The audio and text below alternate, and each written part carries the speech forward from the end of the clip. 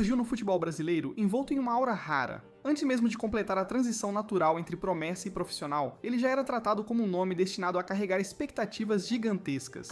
Em poucos anos, deixou de ser apenas um jovem talentoso para se tornar símbolo de futuro, de investimento e de esperança. E é justamente aí que começa o peso da história. Quando um jogador é alçado tão cedo ao centro das atenções, ele também passa a ser julgado com uma exigência acima da média. No futebol, a diferença entre promessa e cobrança costuma ser muito fina. Para alguns atletas, o tempo de maturação é respeitado. Para outros, como aconteceu com Endrick, cada gesto vira manchete, cada erro ganha dimensão, e cada jogo abaixo do esperado abre espaço para questionamentos. O problema não é apenas a qualidade do jogador, mas a expectativa criada em torno dele.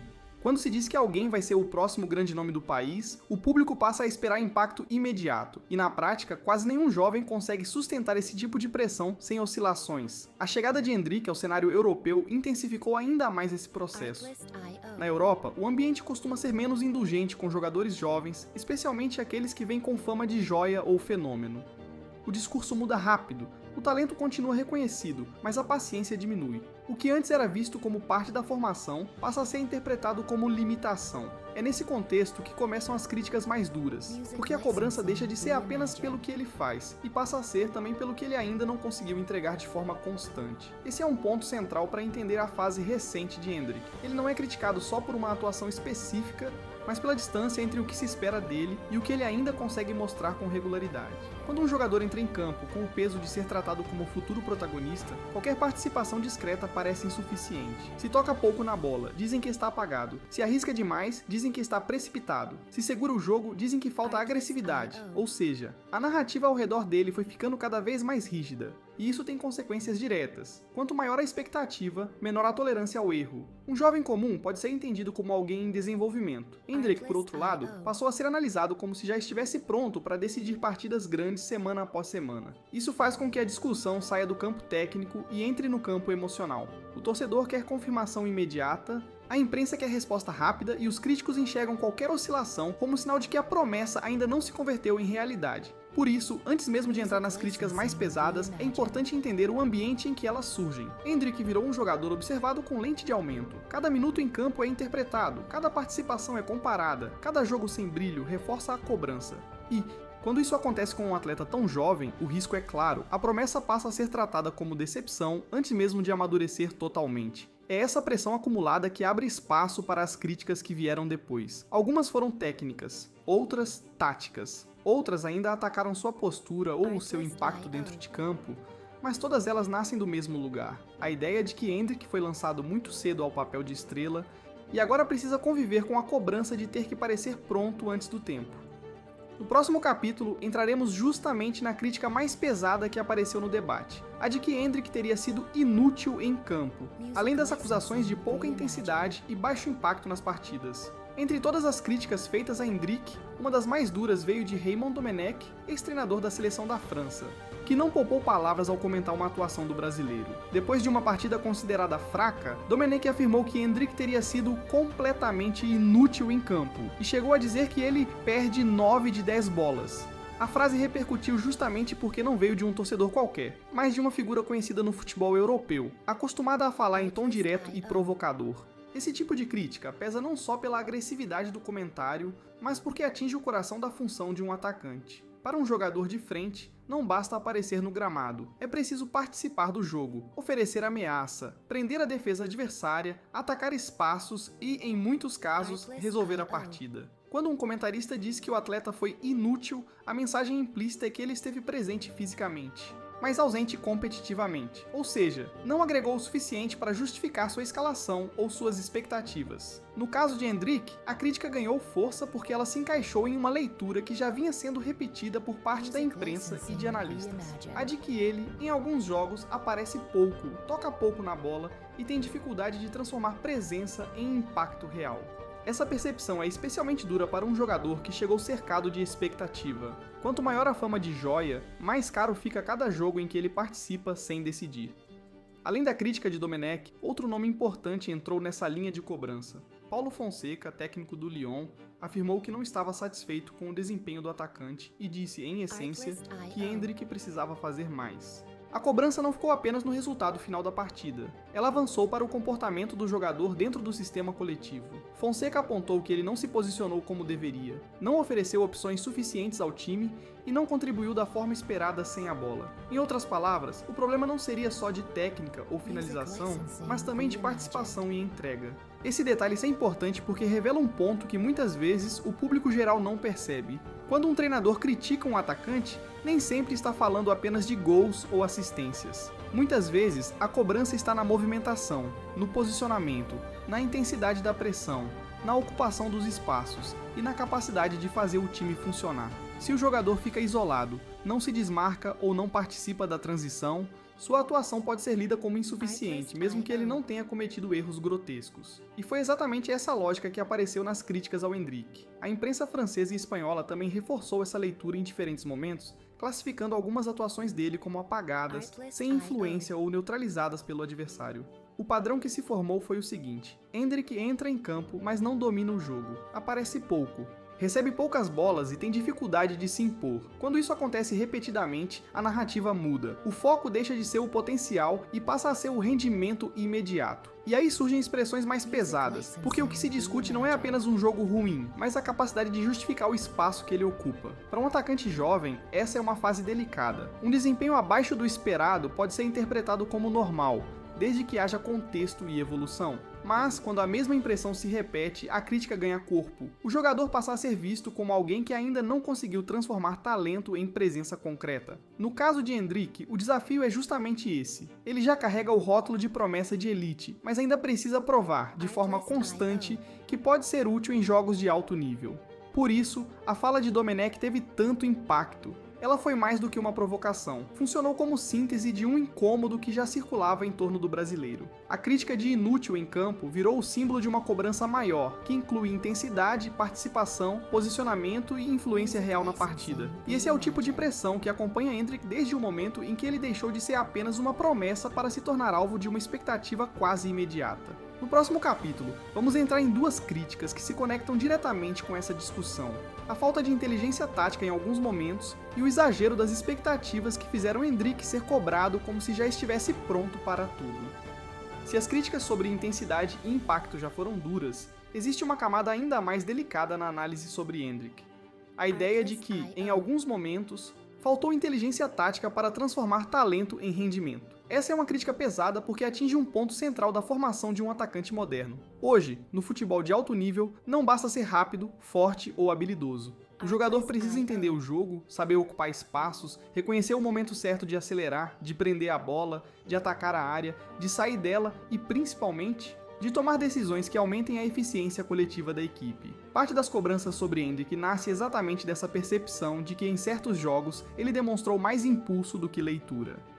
Em alguns comentários da imprensa espanhola, por exemplo, surgiu a avaliação de que ele era um atacante voluntarioso, mas precipitado. Em outras palavras, alguém com disposição para decidir, mas sem a calma necessária para escolher a melhor ação. Isso aparece quando o jogador força finalizações, tenta resolver lances sozinho, faz movimentos antes da hora ou ataca o espaço errado. Quando essas decisões não funcionam, o que poderia ser lido como ousadia passa a ser visto como afobação. E em um ambiente de enorme cobrança, esse tipo de leitura rapidamente vira marca negativa. Essa crítica se torna ainda mais pesada porque Endrick carrega da imagem de fenômeno. Quando um jovem comum erra decisões, costuma-se dizer que ele ainda está aprendendo. Quando um talento de elite comete o mesmo tipo de erro, a cobrança muda de tom. Em vez de formação, o debate vira frustração. Em vez de tempo, surge pressa. É por isso que algumas análises foram tão duras ao sugerir que faltava não só experiência, mas inteligência de jogo. Mesmo que esse tipo de avaliação seja discutível e muitas vezes exagerada, ela ganhou força porque se conectou com partidas em que Endrick participou pouco, decidiu mal e não conseguiu transformar suas qualidades naturais em domínio de jogo. Outro ponto importante é que a inteligência tática não se resume ao momento em que o jogador toca na bola. Um atacante também é avaliado pela movimentação sem posse, pela capacidade de arrastar marcadores, abrir corredores, gerar dúvida na defesa e servir como opção útil para os companheiros. Quando treinadores e analistas dizem que um jogador não oferece soluções, muitas vezes estão falando justamente disso. E foi aí que Endrick passou a ser mais cobrado, não apenas pelo que fazia com a bola, mas pelo que deixava de fazer sem ela. Essa discussão se conecta diretamente com uma crítica ainda maior: o exagero nas expectativas. Porque muitas das análises sobre Endrick não nasceram apenas do que ele mostrou, mas da distância entre o que ele fez e o que esperavam que ele fizesse. Desde muito novo, ele foi colocado na prateleira dos jogadores especiais, daqueles que parecem destinados a resolver partidas grandes. Esse rótulo é poderoso, mas também cruel. Ele faz com que qualquer atuação apenas normal pareça pequena demais. E quando o jogador não decide, a sensação criada é a de frustração. Foi assim que parte da crítica europeia passou a tratar Endrick. Em vez de vê-lo como um jovem atacante em adaptação, muitos passaram a cobrá-lo como alguém que já deveria mudar jogos grandes praticamente sozinho. O raciocínio por trás disso é simples. Se ele foi vendido como joia rara, precisa atuar como joia rara. O problema é que esse tipo de expectativa ignora etapas fundamentais do desenvolvimento de qualquer atleta. Nem todo talento explode de forma linear, nem todo jogador jovem se adapta na mesma velocidade, e nem todo atacante consegue ser decisivo com poucos minutos, pouca sequência e alto nível de exigência. Esse exagero de expectativa ajuda-o a explicar por que as críticas ao Endrick pareceram em vários momentos desproporcionais. Não porque ele estivesse acima de qualquer análise, mas porque a cobrança em torno dele muitas vezes foi feita como se ele já fosse um jogador pronto. E esse é um erro comum no futebol moderno, transformar potencial em obrigação imediata. Quando isso acontece, o atleta deixa de ser visto em processo e passa a ser medido apenas pela entrega instantânea.